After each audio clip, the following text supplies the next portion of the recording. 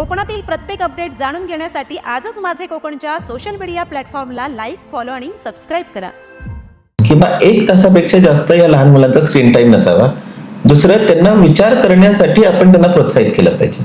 विद्यार्थी जे आहेत त्यांना तू घडव, नाही त्यांना आधी कन्सेप्ट शिकव. याला अभ्यास नाही म्हणत, याला वेळ ढकल न म्हणता. आणि ह्याच्यामुळे कौशल्य कधीच आपलं सुधारू शकत नाही. मेन काय असतं, एखाद्याला जेव्हा तो विषय आवडतो तेव्हा तो त्याच्यामध्ये स्कोर करतो. आत्ताच्या मुलांना क्लास का लावावा लागतो, का पालक पाठवतात क्लासमध्ये? नमस्कार, गप्पा टप्पा ह्या कार्यक्रमामध्ये तुम्हा सर्वांचं पुन्हा एकदा स्वागत आहे. आपण चिपळूणच्या स्टुडिओमधून काही इंटरव्ह्यूज घेतो, काही मान्यवरांना बोलवतो. आज आपल्यासोबत गप्पा मारण्यासाठी आहेत प्राध्यापक अमेय गोडबोले. सर, तुमचं स्वागत आहे माझं कोकणमध्ये. धन्यवाद. चिपळूणमध्ये 10वी 12वी 11वी या विद्यार्थ्यांसाठी क्लासेस आहेत आणि त्या अनेक क्लासेस आहेत. या क्लासेसमध्ये एक शिक्षक असा आहे की जो शिक्षक विद्यार्थ्यांना त्यांच्या वयाचा असल्यासारखा वाटतो, त्यांच्याशी गप्पा मारतो, त्यांच्याशी थट्टा मस्करी करून त्यांच्याकडून अभ्यास करून घेतो, अशी ओळख असलेले अमेय गोडबोले आज आपल्यासोबत आहे. सर, काय सांगाल, चिपळूणमध्ये आज तुमचं चांगलं नाव आहे. तब्बल महाराष्ट्रभरातून तुम्हाला 8 पुरस्कार मिळाले आहेत. या शैक्षणिक क्षेत्रामध्ये तुमची सुरुवात कशी झाली? खरं तर ह्या शैक्षणिक क्षेत्रामध्ये म्हणजे खूप वर्षापूर्वी माझ्या वडिलांनी मला सांगितलेलं की तू जाऊन एक IQ टेस्ट करून घे. तेव्हा IQ टेस्ट नावाचा काही प्रकार असा नव्हता अवेलेबल, पण मी ते करून घेतलं. ते केल्यानंतर मग असं आलं की बा काहीतरी कॉमर्स साईडला जावा, मग नंतर PR व्हा, म्हणजे पब्लिक रिलेशन ऑफिसर व्हा वगैरे, असं काय काय आलेलं माझ्या IQ टेस्टला. पण नंतर मग माझे सगळे मित्र सायन्सला चालले. तुम्हाला माहितीये मित्रांचा इफेक्ट आहे तो आपल्यावर सुद्धा होता, आजच्या जनरेशनवर पण आहे. तर मी म्हणलं अरे सगळे सायन्सला, मी पण जातो. मी पण सायन्सला गेलो, तिथे म्हणजे बऱ्यापैकी जमलं. आणि त्याच्यानंतर मग जेव्हा मी बाहेर आलो तेव्हा मी थोड्या कंपन्यांमध्ये जॉब केला. कंपन्यांमध्ये जॉब केल्यानंतर मग म्हणलं की अरे हे काय आपल्याला काही झेपत नाहीये. मग एका कॉलेजमध्ये असाच वॉक इन इंटरव्ह्यू दिला, सिलेक्ट झाल्यानंतर कळलं की हा बा हे आपल्याला क्षेत्र जमतंय. मग तिकडनं मग मी DBJ ला आलो. DBJ मध्ये काम केलं आणि तेव्हा कळलं की अरे हेच आपलं क्षेत्र आहे. मग एक आमच्या बाजूला एक विद्यार्थी राहतो, कौस्तुभ खरे म्हणून. तर त्याच्या आईने मला विचारलं की माझ्या मुलाचा क्लास घेशील का? कारण तेव्हा मला अमेय दादा म्हणायचे, तेव्हा मी काही सर बीर काही नव्हतं, जस्ट एक आपला MSc झालेला मुलगा असा होते माझी ओळख. तर म्हणलं ठीक आहे, घेतो मी तुझ्या मुलाचा क्लास घेईन, पण म्हणलं मी संध्याकाळी 6 वाजता घेईन. ती बोलली ठीक आहे. त्याला शिकवत मग डायरेक्टली गोडबोले क्लासेसची स्थापना झाली. म्हणजे गोडबोले क्लास स्थापन करण्यामागे ऍक्च्युली तो विद्यार्थी आहे, कौस्तुभ खरे. आता तो स्टॅट्स करतोय, MSc स्टॅट्स झालेला आहे, आता त्याला नोकरी पण लागलेली आहे. पण तेव्हा त्यांनी मला सांगितलं की अरे दादा तू एवढं चांगलं शिकवतोस तर मग तू मोठ्या मुलांचे का नाही घेत. तेव्हा मी त्याला 5वीला शिकवायचं. म्हणलं ठीक आहे आपण प्रयत्न करूया. मग थोडीशी ऍडव्हर्टाईज केली, त्याच्यातनं मुलं आल्यानंतर मग एक 8वीची मुलं आली, 9वीची आली. नाही जेव्हा 1ली 10वीची बॅच आली तेव्हा मी विचार केला अरे मला जमेल का.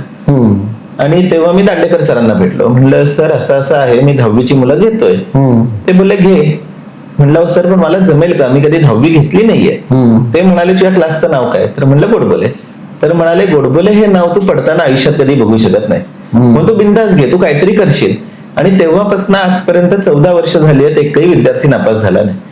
म्हणजे त्याचं खरं श्रेय कौस्तुभ खरे आणि दांडेकर सरांना जातं की ज्यांनी मला जी एनर्जी लागते, पॉझिटिव्हिटी, ती त्यांनी दिली. नंतर दुसरे एक सगळ्यात महत्वाचे व्यक्ती होते ते म्हणजे मोहन भिडे सर. मोहन भिडे सरांनी काय शिकवलं की मुलांना कसं शिकवावं हे त्यांनी मला शिकवलं की बघ प्रत्येक स्टेप बाय स्टेप जा. विद्यार्थी जे आहेत त्यांना तू घडव, नाही त्यांना आधी कन्सेप्ट शिकव. कारण बऱ्याचशा वेळेला काय होतं, मी जेव्हा ह्या फील्डमध्ये आलो त्या घोकंपट्टीवर जास्त भर होता. आणि मुळात मला घोकंपट्टी करायला आवडत नाही, कारण मला पाठांतर जमतच नाही. मग मी कसं मुलांकडनं करून घेणार. ते सगळं करता करता जेव्हा सरांनी शिकवलं तर मी त्या पद्धतीने गेलो. नंतर त्यांनी एक गोष्ट मला सगळ्यात महत्वाची शिकवली की गणित कधीही वही घेऊन शिकवायचं नाही. बरेचसे लोक असतात जे वही घेतात, वहीमध्ये गणित उतरवलेली असतात आणि त्या पद्धतीने शिकवतात. आणि त्या पद्धतीने शिकवल्यामुळे काय होतं, आपल्या डोक्यात एक फिक्स होतं की बा ह्या स्टेप नंतर ही स्टेप येणार. एकदा का त्या स्टेप्स जर का एखादी चुकली तो शिक्षक सुद्धा गडबडतो. तेव्हा त्यांनी मला शिकवलं स्टेप्स महत्वाच्या नाहीये, तुला काय कन्सेप्ट येते ह्याच्याकडे तू लक्ष दे. आणि ते करत करत आज आपण इथपर्यंत आलोय. आणि त्यांनी मला एक स्वामींचं वाक्य सांगितलेलं, स्वामी म्हणजे स्वामी विवेकानंद, की एखाद्या विद्यार्थ्याला जमत नाही तर आधी आपण त्याच्या लेवलला जायचं आणि त्याला मग अपग्रेड करत आपल्या लेवलला आणायचं. आणि आजपर्यंत मी ते फॉलो करतोय. बर. म्हणजे हे जे 3 जण आहेत ऍक्च्युली हे 3 पिलर म्हणता येतील की ज्यांच्यामुळे आज आपला क्लास इथपर्यंत पोहोचलाय. आणि पालक आणि विद्यार्थी आहेतच जे आपल्याला भरपूर साथ देत आहे. कितवीच्या मुलांना शिकवतो आपण? आता तरी आपण 7वी ते 9वीच्या विद्यार्थ्यांना शिकवतोय. साधारण किती विद्यार्थी असतात? साधारण एक 150 ते 200 विद्यार्थी असतात आपल्याकडे. मग त्यांच्या बॅच कशा करता? कारण संध्याकाळच्या वेळेला मला वाटतं तुम्ही होय, शिकवता, होय. ते कमी वेळेमध्ये कसं एवढं मॅनेज करता? आपण एक टीम तयार केली आहे की समजा आता एखादा विद्यार्थी म्हणजे एखादा समजा शिक्षक आहे जो मॅथ्स चांगलं घेतो तर त्याला आपण 7वी 8वी मॅथ्सला ठेवलंय. संस्कृतसाठी आपल्याकडे वेगळ्या फॅकल्टी आहेत, त्यानंतर हिंदी मराठीसाठी वेगळ्या आहेत. तर हे सगळ्या आपण फॅकल्टीज घेतल्या आहेत. त्यांचं आपण टाइम टेबल लावतो आठवड्याचं आणि त्या पद्धतीने आपण रन करतो. टोटल आपल्याकडे 5 क्लासरूम आहेत. बरं. पण आपण 4 क्लासरूम युटिलाइज करतो. एका वर्गामध्ये 7वी बसतं, एका वर्गामध्ये 8वी बसतं. दोघांचे मिक्सिंग कधीही होत नाही. 9वी 10वीच्या वेगळ्या, स्टेट बोर्ड वेगळं, सीबीएसई वेगळं. कारण जेव्हा आपण वेगवेगळं बायफर्केट करू तेव्हा आपण मुलांना लक्ष देऊ शकतो. आणि एका बॅच मध्ये मॅक्झिमम 25 विद्यार्थी. कारण त्याच्यावर जर विद्यार्थी वाढला तर आपल्याला 1 to 1 कॉन्टॅक्ट नाही होत. बरोबर. आणि उगाच म्हणजे ते क्वांटिटी होतं, क्वालिटी नाही राहत. बरोबर. आमचा तरी मेन फोकस आहे की बा क्वालिटीवरती लक्ष देणं, क्वांटिटी नाही. म्हणून बायफर्केशन करून आम्ही जेवढं करू शकतो तेवढं आम्ही करतो. शिक्षण क्षेत्रामध्ये आता तुम्ही शिकवताय, मुलं बघतो आपण, पूर्वीच्या काळामध्ये म्हणजे 10-20 वर्षापूर्वी किंवा 30 वर्षापूर्वी आपण ज्या वेळेला अभ्यास करायचो त्यावेळेला एक साधारण फॉर्मॅट होता की धडे वाचायचे, प्रश्न उत्तर वाचायची, पाडेपाठ करायचे, थोडंसं क्लासमध्ये करायचं, थोडंसं घरी येऊन करायचं. आत्ताच्या मुलांना क्लास का लावावा लागतो? का पालक पाठवतात क्लासमध्ये? आत्ताच्या मुलांचं ऍक्च्युली ही जी जनरेशन आहे ती जेन झी जनरेशन आहे की ज्यांच्याकडे पेशन्स प्रचंड कमी आहे. म्हणजे त्यांना सगळ्या गोष्टी फास्ट पाहिजेत. त्यांना फार थांबायची सवय नाहीये. आणि आता पालक ह्याच्यासाठी पाठवतात की मुलगा शाळेमध्ये जातो पण शाळेमध्ये तो कितपत लक्ष देतोय पालकांना पण माहितीये. परत क्लासला पाठवल्यानंतर त्यांची अशी अपेक्षा असते की बा क्लासमध्ये त्यांचं पाठांतर करून घेणं. पण मुलाला जर का मेन कन्सेप्टच कळली नाही तर तो पाठ काय करणार. म्हणून क्लासला जेव्हा विद्यार्थी येतात तेव्हा मोस्टली त्यांना जो झालेला आहे एकदा शाळेमध्ये झाले ते परत एकदा समजावून सांगणं हे मेन आहे. आणि हा ऍक्च्युली पालकांचा मेन मोठो असतो. दुसरा प्रॉब्लेम असा झालाय की दोन्ही जे पालक आहेत, आई आणि वडील, हे दोघेही वर्किंग आहेत. म्हणजे आता काळाची गरज आहे. दोघांनी जर काम नाही केलं तर तेवढे पुरेसे पैसे नाही येऊ शकत. आता आपण शाळेमध्ये होतो तेव्हा आपली फी किती होती? 50 रुपये, 100 रुपये महिना. आता फी किती झाली? 22,000 वर्षाला, 50,000 वर्षाला ही आत्ताची फी आहे. तर ह्या पद्धतीने पैशाची सुद्धा आपल्याला जमवाजमव करायला पाहिजे आणि तेवढा वेळ नाही मिळत. आता आपल्या वेळेला बघा, आपली आई किंवा वडील आपला अभ्यास घ्यायचे. म्हणजे संध्याकाळ झाली की आपली आई सांगायची की बाबा येणार आहे, अभ्यास करून ठेवा. आणि आपल्याला माहितीये बाबा आले अभ्यास नाही झाला की राईट. आता तसं काय राहिलंच नाहीये. प्रत्येकाला 1 मुलं किंवा 2 मुलं लाडवलेली आहेत. आणि म्हणजे ते जेवढे लाडवले जातील तेवढं ते थोडेसे अभ्यासापासून भरकटले जातात. आणि मुलांचं सगळ्यात जास्त लक्ष आता मोबाईल मध्ये. म्हणजे 2020 मध्ये जेव्हा कोरोना आला तेव्हा त्यांच्या हातात तो मोबाईल पडला आणि त्याच्यामध्ये जवळजवळ पुढच्या पिढ्यांची वाट लागलेली आहे. कारण त्यांना सगळं रील्स बघून बघून सगळं क्विक पाहिजे. आता पण तुम्हाला कदाचित माहिती माहित नाही पण आत्ताची मुलं हिंदी पटकन शिकतात. हो, अगदी बरोबर. कारण ते रील्स बघून तिथे लगेच वेगवेगळे जे वाक्य असतात ते चालू झाले. आता मी कालच काहीतरी एक मुलगा क्या रे करत होता. म्हटलं हे काय प्रकार आहे? तेव्हा तो दुसऱ्या एका मुलाने सांगितलं की ना काय तिथे हल्क AI म्हणून एक काहीतरी सिरीज आहे तर त्याच्यामध्ये ही भाषा आहे. म्हणजे अशी भाषा आता मुलं शिकायला लागले. पालकांनी सुद्धा थोडं लक्ष देण्याची गरज आहे. जर पालकांनी लक्ष दिलं तर ऑटोमॅटिकली मुलं सुद्धा ट्रॅकवर येतील. शाळेत शिकत असताना एखादा मुलगा अभ्यास करत नसेल तर त्यांना क्लासला पाठवलं जातं. बरोबर. तुम्ही म्हणजे क्लासमध्ये शिकवणारे शिक्षक असं वेगळं काय करता की तो अभ्यासाला रुची नसलेला मुलगा क्लासला येऊन अभ्यास करायला लागतो? आम्ही साधं सोपं करतो. आता उदाहरणार्थ समजा जर का आपण गुरुत्वाकर्षण धडा घेतला, ग्रॅव्हिटेशन, आपण आयुष्यात वेळ तर न्यूटनला बघितलं नाही. आपण सफरचंदाचं झाड कधी बघितलं नाही. सफरचंदाची झाडं जर आपल्याला भारतात बघायची असतील तर आपल्याला हिमाचल प्रदेशला जायला लागतं प्रत्येकाला. ते अफोर्डेबल नाहीये. आम्ही काय करतो, साधी सोपी उदाहरणं घेतो आपल्या आसपासचे. समजा तो आंब्याच्या झाडाखाली बसलास आणि आंबा पडला तर हे घेतलं की त्यांना कळतं. अजून एक एकदम सिंपल उदाहरण की आता गुरुत्वाकर्षणाचा शोध नाही न्यूटननी लावला पण आम्ही त्यांना सांगतो की तो आधीपासून होता तर कसा काय. आपल्याकडे पुष्पक विमान होतं. आता पुष्पक विमान सगळ्यांना माहितीये, रावण माहितीये, राम माहितीये, लहानपणापासून आपण या गोष्टी शिकतोय, ऐकतोय. तर ह्या गोष्टींवरनं आम्ही त्यांना पूर्णपणे तो अभ्यासक्रम समजावायचा प्रयत्न करतो, जेणेकरून त्यांना इंटरेस्ट येतो. आपल्या आसपास जे आहे ना तेच सायन्स आहे. आपल्याला फार असं लांब कुठेही शोधायला जायची काही गरज नाही. आपल्या घरामध्ये सायन्स आहे. आता मुलांना आम्ही जेव्हा सांगतो, मुलं जाऊन एक्सपेरिमेंट करून बघतात. काही मुलं मार खातात, काही आम्हाला फोन करून शिव्या घालतात पालक की ब्राऊन शुगर म्हणजे काय. तर आम्ही सांगतो चमच्यामध्ये साखर घे आणि तापव, त्याच्यावरनं तुला कळेल. इव्हन डोसा जो खातो त्याचा कलर कसा येतो, तर ती साखर टाकल्यामुळे त्या डोशाचा ब्राऊन कलर येतो. या सगळ्या गोष्टी आम्ही सांगतो, मुलं हा सुद्धा प्रयोग करतात. म्हणून आम्ही त्यांना आजूबाजूच फक्त सांगतो की बाई इथे काय आहे, तो नारळ असाच का असतो, आंबा जेव्हा कलर चेंज होतो तेव्हा त्याची टेस्ट का चेंज होते, फ्लेवर का चेंज होतो, हे उदाहरण घेतल्यावर मुलांना लवकर कळतं. आणि मोस्टली शाळेमध्ये काय होतं, आम्हाला बंधन पडतं की आम्हाला एवढ्या तासामध्ये हा टॉपिक शिकवायचा आहे, कम्प्लीटच करायचा आहे. आणि कुठलीही शाळा बघितली, म्हणजे हा काय मी शिक्षण क्षेत्राला दोष देत नाहीये, पण खूप जास्त फंक्शन्स आहे की प्रत्येक जयंत्या साजऱ्या करा किंवा बाकीचे फंक्शन आहेत, सुट्ट्या भरपूर आहेत. तेवढ्या सुट्ट्या मी क्लासवाले देत नाही, ते ऑटोमॅटिकली कमी होतात आणि त्याच्यामुळे आम्हाला शिकवायलाही वेळ मिळतो. आणि दुसरा प्लस पॉइंट असा होतो की आम्ही मुलांकडे नीट लक्षही देऊ शकतो. प्राध्यापक गोडबोले आपल्यासोबत आहेत. चर्चा चालू आहेत शिक्षण क्षेत्रामध्ये विद्यार्थ्यांची जी जडणघडण आहे ती कशा प्रकारे सुरू आहे आणि कशा प्रकारे आपण पालकांनी विद्यार्थ्यांवर लक्ष द्यायला पाहिजे. वेळ झाली तर ब्रेकची. तुम्ही पाहत राहा फक्त माझे कोकण.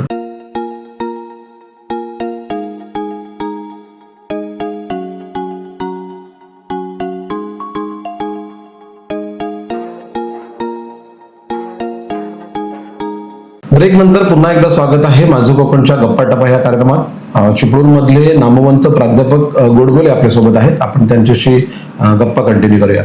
सर, मुलांना शिकवताना आता वेगवेगळ्या वयाच्या टप्प्याच्या मुलांना ते शिकवता, मग त्या विद्यार्थ्याची मानसिकता कशी तुम्ही वाचता, कशा प्रकारे त्याच्यावर अभ्यास करायला पाहिजे. मुळात त्याला अभ्यास शिकवायचा असेल तर तुम्हाला काय अभ्यास करावा लागतो की ह्याला कसं शिकवायचं. अभ्यास ऍक्च्युली आम्हाला असा करायला लागतो की जो टॉपर आहे त्याला डोळ्यासमोर ठेवून अभ्यास करायला लागतो. कारण काही काही मुलं एवढी हुशार असतात, ते मुद्दाम शिक्षकाला असे काही प्रश्न विचारतात की शिक्षक गोंधळला पाहिजे. मग त्याच्यामध्ये 2-3 प्रकारचे शिक्षक आहेत. एक शिक्षक ओरडतो, एक शिक्षक सांगतो मी उद्या सांगेन आणि तो उद्या कधीच येत नाही, आणि तिसरा शिक्षक सांगतो जरा थांब. आता आम्ही सुद्धा या जेनझी बरोबर आहोत, तर आम्ही सुद्धा थोडाफार मोबाईलचा उपयोग करतो. त्यांनी आम्हाला एक गोष्ट शिकवली ChatGPT, त्याचाही आम्ही उपयोग करतो. आम्ही त्याला उत्तर सांगतो, सॅटिस्फाईंग, नॉन सॅटिस्फाईंग, तो परत त्याच्यावर प्रश्न विचारतो. तर हे सगळे खूप मोठी कसोटी आहे.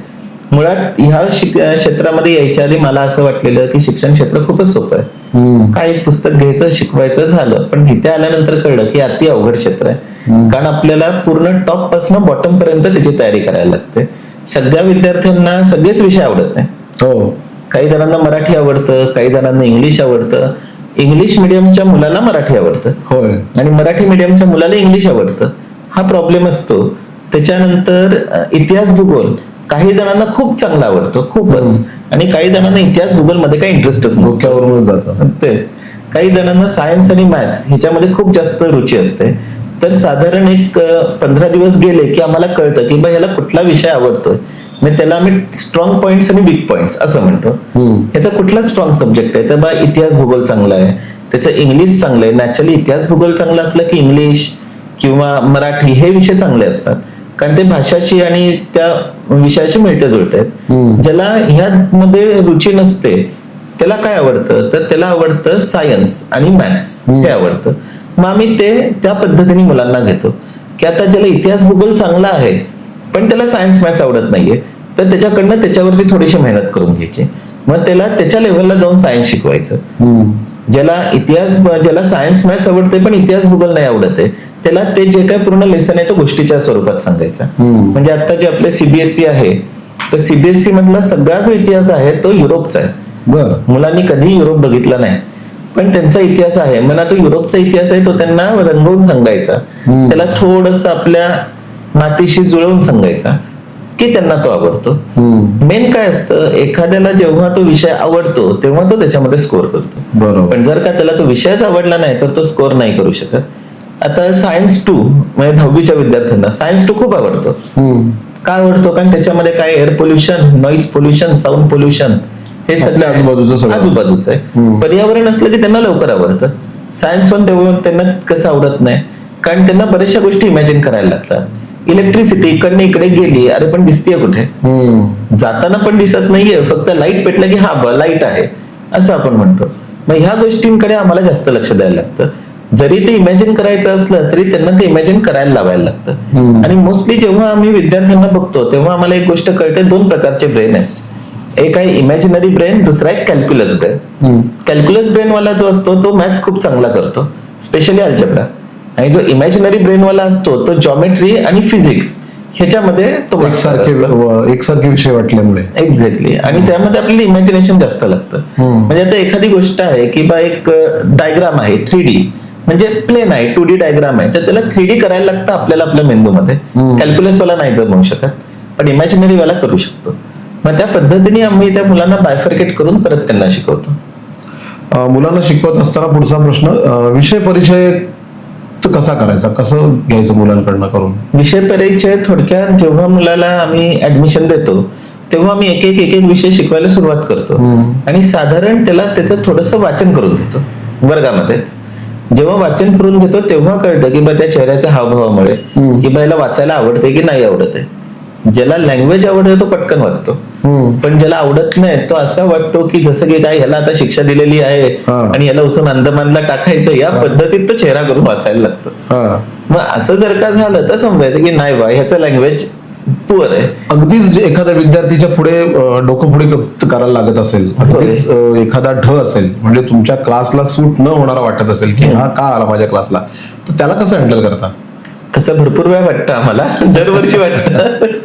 पण असा जेव्हा विद्यार्थी येतो तेव्हा तो पूर्णपणे ढ नसतो. म्हणजे आतापर्यंत माझा जो एक्सपिरियन्स आहे तो सांगतो, जे विद्यार्थी आपल्याला असे वाटतात की खूपच ढ आहे ते कम्युनिकेशन मध्ये बेस्ट असतात. मग त्यांना सांगायला लागतं, म्हणजे आधी त्याला विचारायला लागतं तुला पुढे काय करायचंय, तर मला असं असं करायचं. ओके, मग ते करायला तुला आधी एवढे पर्सेंट लागतील, मग तू हे नीट कर म्हणजे तुला ते पर्सेंट मिळतील. आणि त्यांना कंटिन्युअसली मोटिवेट करायला लागतं. आपण जेव्हा त्याला मोटिवेट करतो तेव्हा तो विद्यार्थी चांगला होतो. हे जे विद्यार्थी आहेत ज्याला आपण पूर्ण ड वर्गातले विद्यार्थी म्हणतो किंवा गावावरनं ओवाळून टाकलेले विद्यार्थी, त्यांची एक खासियत असते त्यांचं कम्युनिकेशन स्किल आणि त्यांचं माणसं जोडण्याची कसब खूप मस्त असते. म्हणजे तुम्ही जर एखाद्या प्रॉब्लेम मध्ये अडकलात तर सगळ्यात पहिला माणूस शोधून देणारा हा असतो. अच्छा, एवढे ते हुशार असतात. पण हे काय झालं, हे व्यवहार ज्ञान झालं. पण आपलं जे बोर्ड आहे ते व्यवहार ज्ञानाला नाही मानत, ते काय लिहिताय त्याला मानतं. मग त्यांना काय करायचं की हा तू हे एवढं आहे ना, तू एवढे पॉईंट कर, हे लिहून काढ, मग आम्हाला दाखव.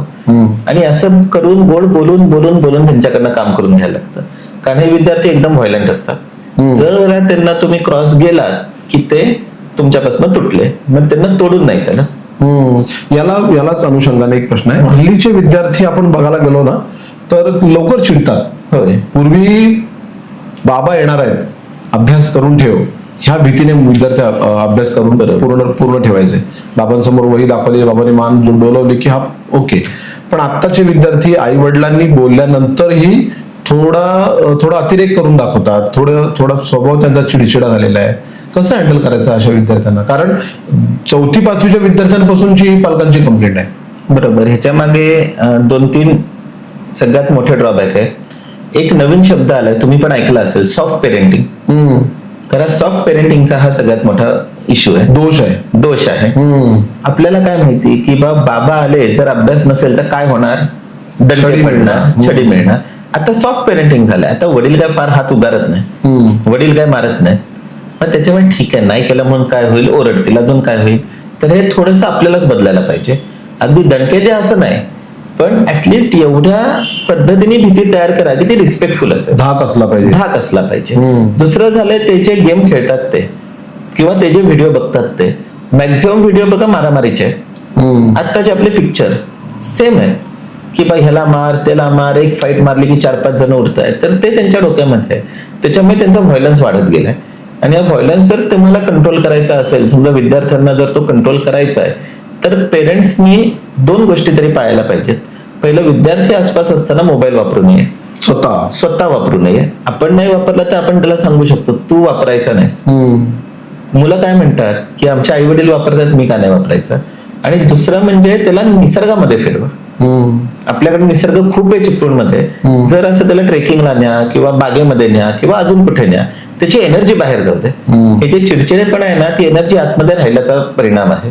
जेवढी एनर्जी तुम्ही बाहेर काढाल, जेवढी तो म्हणजे यूज करेल, तेवढा तो शांत होईल. म्हणून ह्या जर पाळल्या तर मुलं. आता ह्या क्लासेसमध्ये शिकवत असताना तुम्हाला पालकांची जोड कशी मिळते, त्यांचा सपोर्ट कसा मिळतो? पालकांचे ऍक्च्युली काही जरी झालं तरी आम्ही डायरेक्ट पालकांना फोन करतो. अच्छा. विद्यार्थ्याकडे निरोप पाठवत नाही, कारण भरपूर वेळ असं झालेलं आहे, आम्ही निरोप पाठवायचा प्रयत्न करतो, पालकांपर्यंत पोहोचतच नाही किंवा तो फिल्टर होऊन पोचतो. म्हणून आम्ही डायरेक्ट पालकांना सोयीचा जातो. अगदी जे काय केलं असेल ते चांगलं असेल वाईट असेल दोन्ही आम्ही त्यांना फोन करून कानावर घालतो. अगदी म्हणजे सतत पण करायची गरज नाही लागत. चांगला झाला तर कॉंग्रॅच्युलेशन आम्ही फोन करतो. जर काही केलं तर सांगतो किंवा तुमच्या विद्यार्थ्यांनी किंवा तुमच्या पाल्यांनी असं असं केलेलं आहे तर जरा लक्ष द्या, कारण त्यांनाही कळलं पाहिजे. दुसरं, जेव्हा पालक येतात आम्हाला विचारायला, तेव्हा बऱ्याचशा वेळेला असं असतं की एखादा विद्यार्थीचा ढ आहे, मस्तीखोर आहे, तर तो मस्तीखोरच आहे त्या डोक्यावरती तो टॅग लावतात आणि सगळे शिक्षक आहेत ते त्याला फायरिंगच करतात, त्याच दृष्टीने बघतात. पालक सुद्धा मग पालक सभेला यायला तयार होत नाही. पण आम्ही तसं नाही करत, मस्ती करतो पण त्यात हे गुण चांगले आहेत. कारण जेव्हा वाईट गुण कसे आहेत, वाईट गुण शोधणं खूप सोपं आहे, चांगले गुण शोधणं सगळ्यात जास्त अवघड आहे. त्यामुळे पहिले त्याचे चांगले गुण शोधतो, दोन्ही पालकांच्या समोर ठेवतो. वाईट गुण जर का कमी केले तर हे चांगले गुण जास्त व्यवस्थित दिसतील आणि असं करून आम्ही त्यांना व्यवस्थित गाईड करतो. म्हणून पालकांपर्यंत जेव्हा आम्ही पोहोचतो तेव्हा पालकांचा आम्हाला मग 100% सपोर्ट असतो की तुम्ही मारा, झोडा, काही करा, पण कधी विद्यार्थ्यांना आम्ही मारत नाही. कारण मारून काय होतं, ते हाताबाहेर जातात. ते काय म्हणतात, आज मी होमवर्क नाही केला, एकदा मारलं, उद्या नाही केला 4 वेळा मारते, काय फरक पडतोय? त्याच्याऐवजी आम्ही त्यांना मस्तपैकी उभं करतो, फोटो काढतो आणि ग्रुपला टाकतो. त्यांची जी फुकट प्रसिद्धी मिळते. एक्झॅक्टली. त्यांना जो इगो आहे ना, त्याला थोडासा ठेच पोचली पाहिजे. ती पोचली की ते बरोबर ट्रॅकवर येतात. कारण आताच्या जनरेशनला इगो खूप आहे. तो त्याला जेव्हा तुम्ही कंट्रोलमध्ये आणाल तेव्हा ती मुलं तुमच्या कंट्रोलमध्ये येतात. पण एकदा का असं झालं की ऑटोमॅटिकली आज नाही केला, अरे उद्या पण माझा फोटो जाईल, गप अभ्यास करून येतात. आणि पालक सुद्धा आम्हाला फुल सपोर्ट मध्ये असतात की बा तुम्ही हे चांगलं करता किंवा मारत नाही, हे एकदम चांगली पद्धत आहे की जेणेकरून आम्हालाही कळतं आमचं मूल नक्की काय करतं. प्राध्यापक अमेय गोडबोले आपल्यासोबत आहेत. गप्पा मारता मारता पुन्हा एकदा वेळ झाली थांबण्याची. तुम्ही पाहत राहा फक्त माझे कोकण.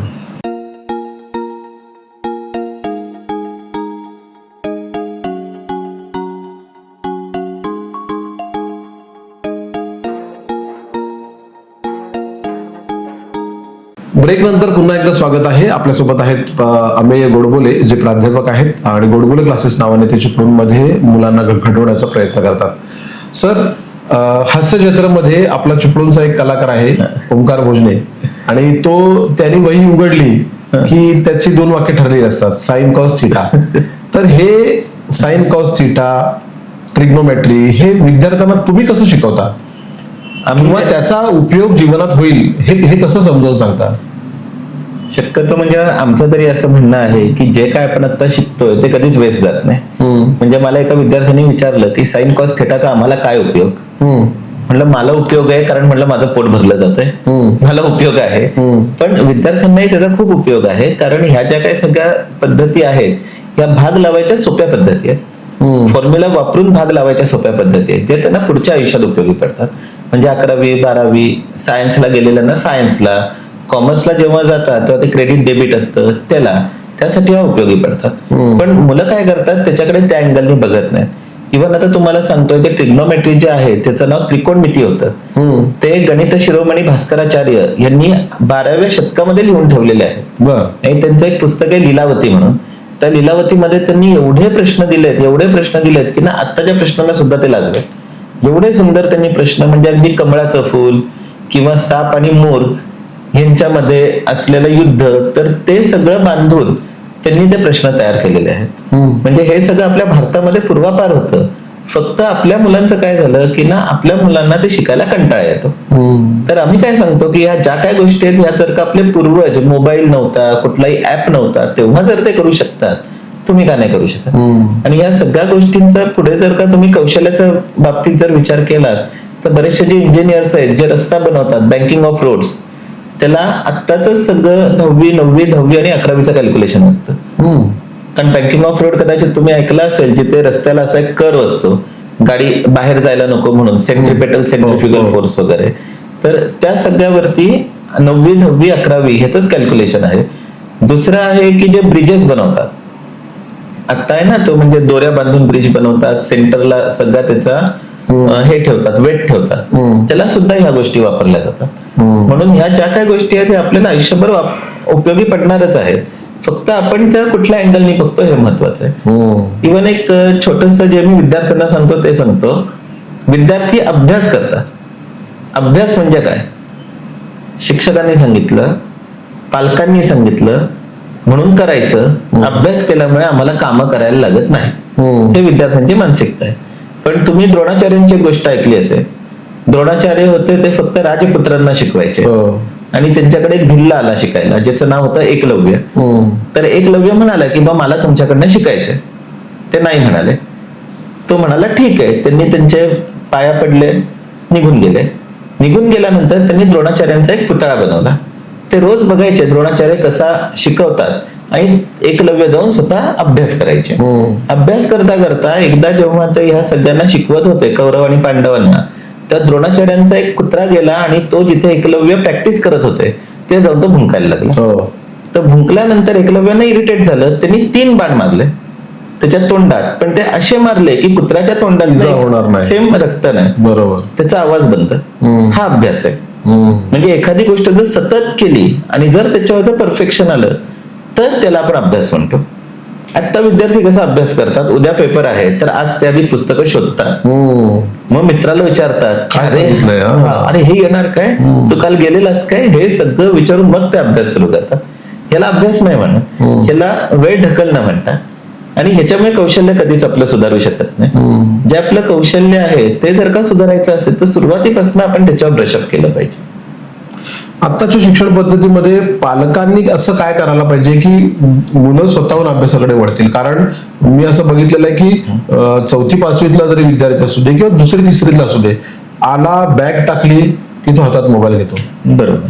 जरी आई ओरडली नाही ओरडली तरी तो मोबाईल काय सोडत नाही. अभ्यास करताना मोबाईल असतो, चहा पिताना मोबाईल असतो, जेवताना मोबाईल असतो. किती टाइम लिमिट असलं पाहिजे? आता तुम्ही म्हणताय की एकीकडे तुम्ही शिक्षणात देखील त्या मोबाईलचा वापर करता, एआयचा वापर करता, चॅट जीपीटीचा वापर करता. काय लिमिटेशन असायला पाहिजेत मोबाईल वापरताना? सगळ्यात पहिल्यांदा हे जे लहान मुलं आहेत त्यांचा स्क्रीन टाइम 1 तासापेक्षा जास्त नसावा पूर्ण दिवसात. म्हणजे मी नाही सांगत, हे डॉक्टर सांगतात की बा 1 तासापेक्षा जास्त या लहान मुलांचा स्क्रीन टाइम नसावा. दुसरं, त्यांना विचार करण्यासाठी आपण त्यांना प्रोत्साहित केलं पाहिजे.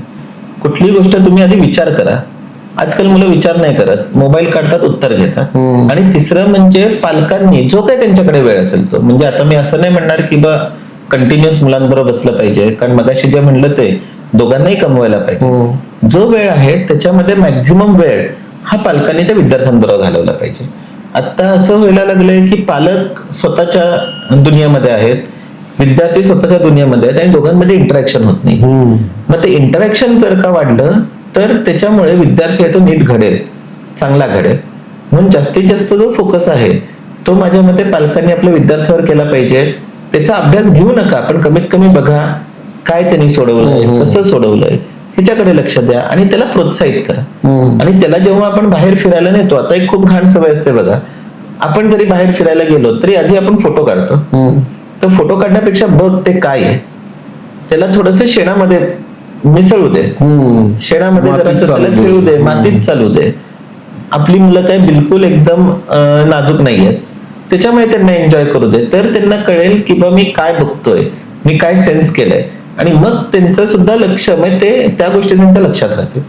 पण पालकांनी जर जास्तीत जास्त जर वेळ विद्यार्थ्यांबरोबर घालवला तर त्याच्यामुळे नक्की त्याचा फायदा होईल. बरं, दुसरं एक मगाशी माझ्या मनात प्रश्न आला की तुम्ही रामायणाची गोष्ट सांगता पूर्वी गुरुकुल पद्धत होती.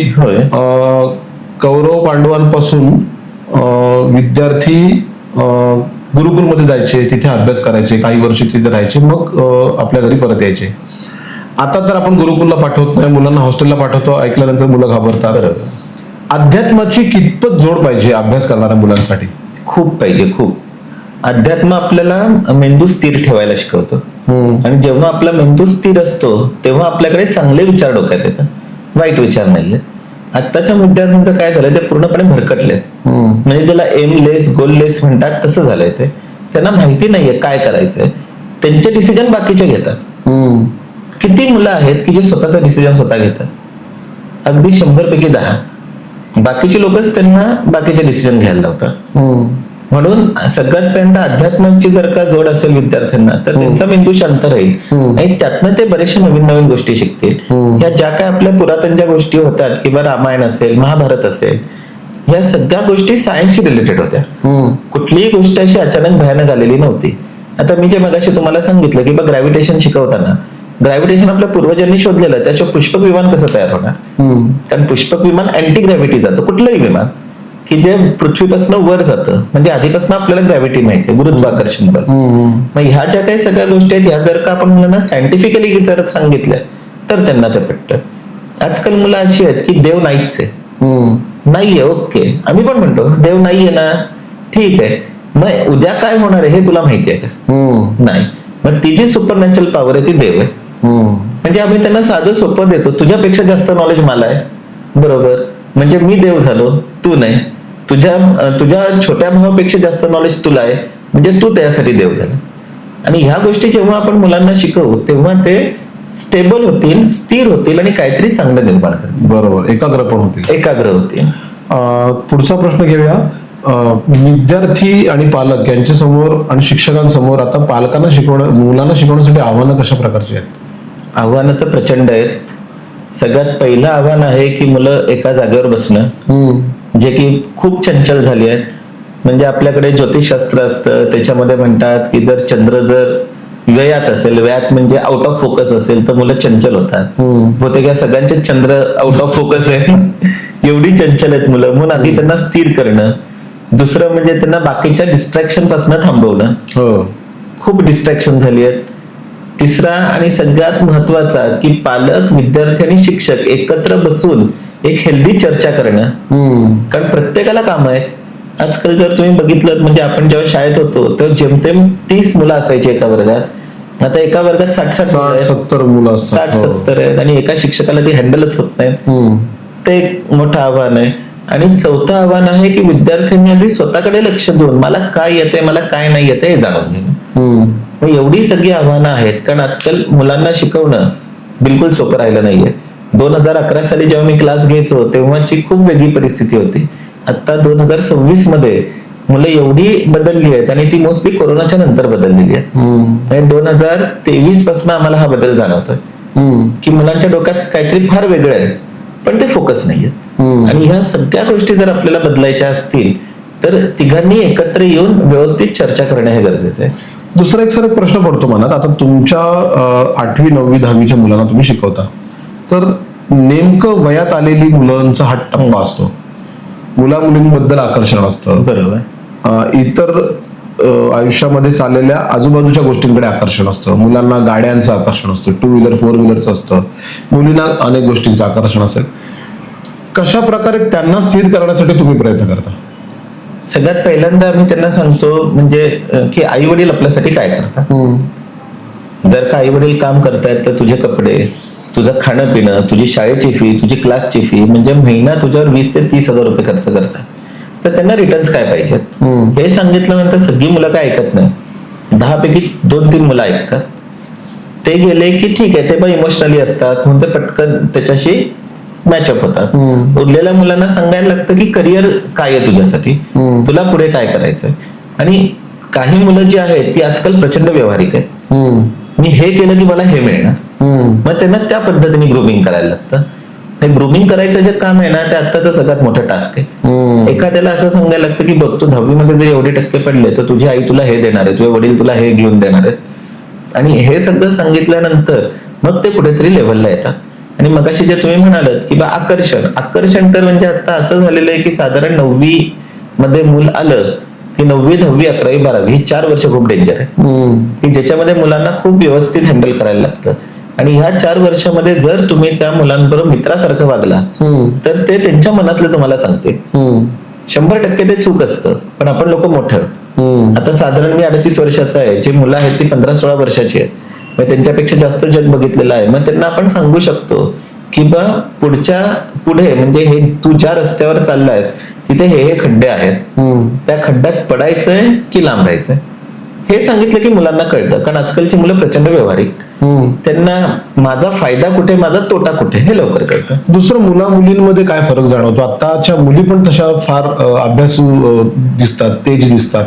तुमच्या बॅनरवर तर बऱ्याचशा मुली मुलीच असतात. बघतोय. हो. कशा प्रकारे असतात मुली आत्ताच्या, की अभ्यास करण्यामागे मुलं आणि मुली यांच्यामध्ये कशी रेस आहे किंवा आपण म्हणू कसा बॅलन्स आहे?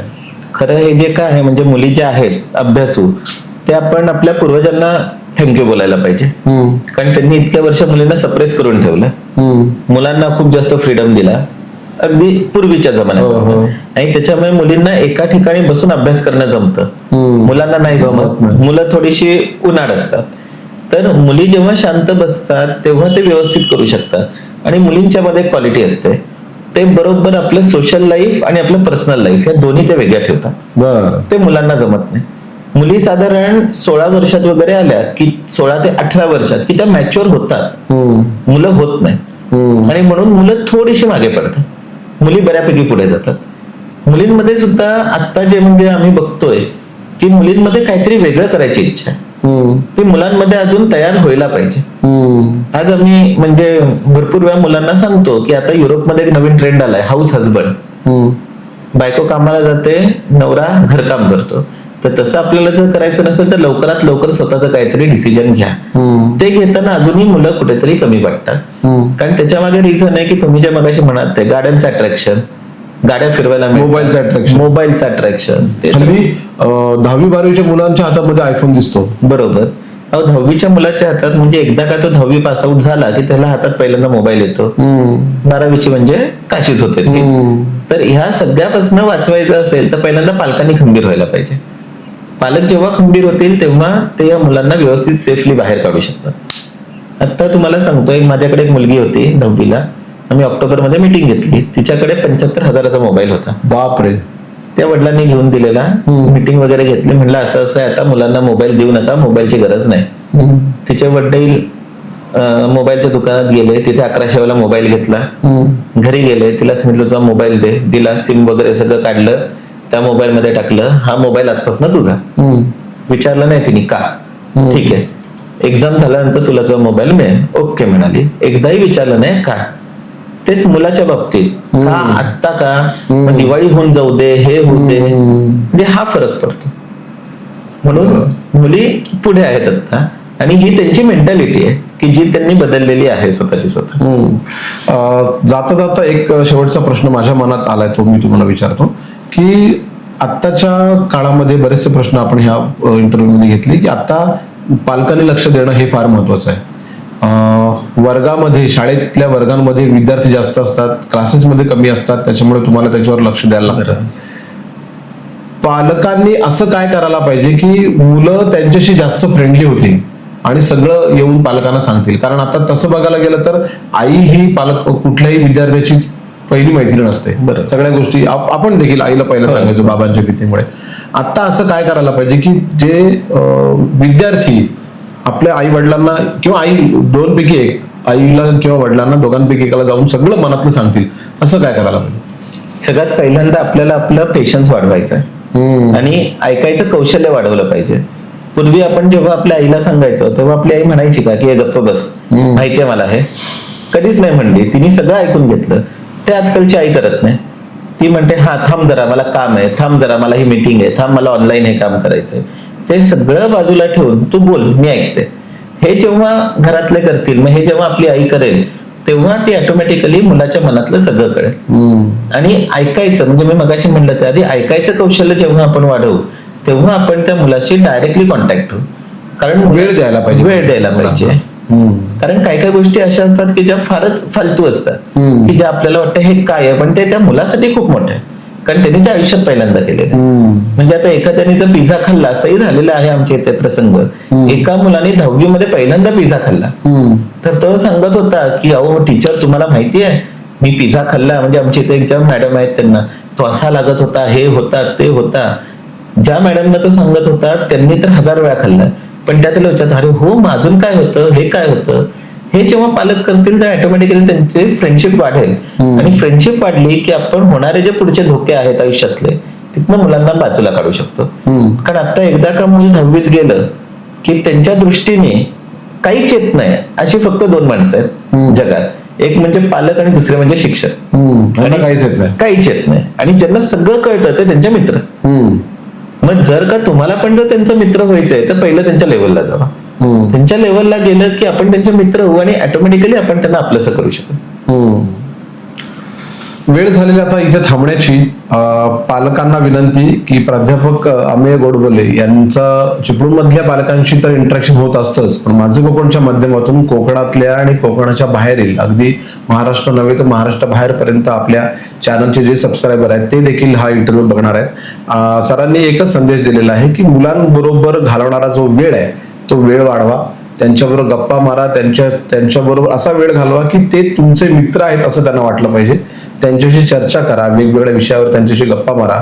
आणि मुलांमध्ये मोबाईल वापरण्याचा जो ट्रेंड आहे तो फक्त आणि फक्त पालकच कमी करू शकतात. शिक्षक किंवा शाळेतले शिक्षक ते करू शकत नाहीत. त्याच्यामुळे मोबाईल हे नियंत्रित ठेवा आणि आपल्या पालकांसाठी विद्यार्थ्यांच्या भविष्यासाठी शुभेच्छा देऊन इथे थांबूया. तुम्ही पाहत राहा फक्त माझे कोकण. भेटूया पुढच्या भागात. धन्यवाद.